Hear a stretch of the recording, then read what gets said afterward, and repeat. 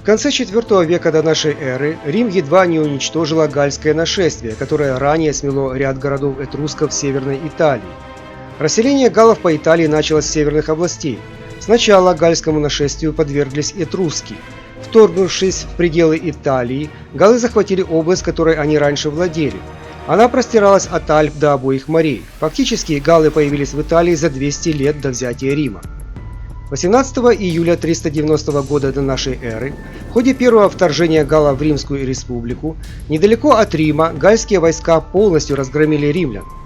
Римская республика тогда только начинала свой путь к могуществу, ведя постоянные войны с соседями за господство на итальянском полуострове.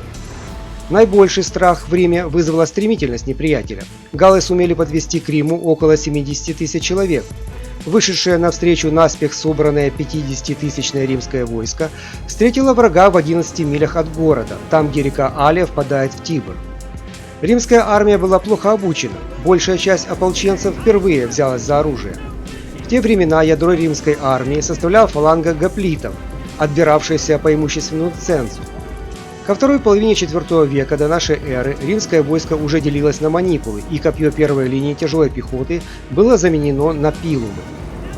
Многочисленные враги раньше заняли место битвы. По своей привычке галлы производили сильный шум, чтобы испугать врага. Воздух был наполнен леденящими душу дикими криками и свирепыми боевыми песнями галлов. Успеху битвы мешало римское двоевластие. Военные трибуны, не выбрав заранее место для лагеря и не соорудив вал на случай отступления, выстроили боевой порядок. Римский строй был растянут в обе стороны, чтобы полчища врагов не могли зайти с тыла, однако все равно уступал по длине неприятельскому. В середине этот растянутый строй оказался слабым и едва смыкался. Резерв решили поставить на правом крыле, где была небольшая возвышенность. Ввиду малочисленности неприятеля, гальский вождь Брен опасался какой-либо хитрости. Он решил, что этот холм занят для того, чтобы ударить резервом во фланг галлам, когда те столкнутся с легионами. Тогда он направил основной удар против резервов в уверенности, что если выбить их с холма, то победа на ровном поле при численном перевесе дастся легко. Атака галлов была стремительна и сразу же сокрушила строй римлян. Лишь резервы некоторое время продержались на холме. Остальные же, едва заслышав крики врага, обратились в бегство раньше, чем его увидели. Как сообщает об этом позорном бегстве Тит Ливий, почти никто не погиб в сражении, все убитые были поражены в спину, когда началась давка, а толчья затрудняла бегство.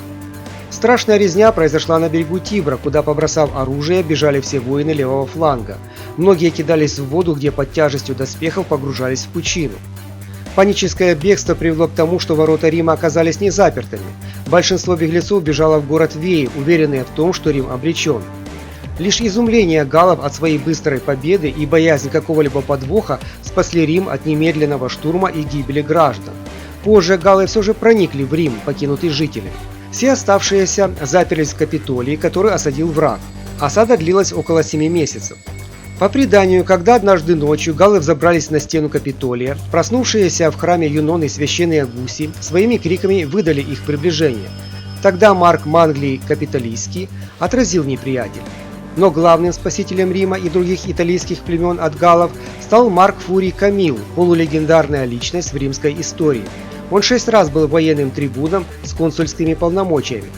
5 раз Камилла избирали диктатором, и он праздновал 4 триумфа.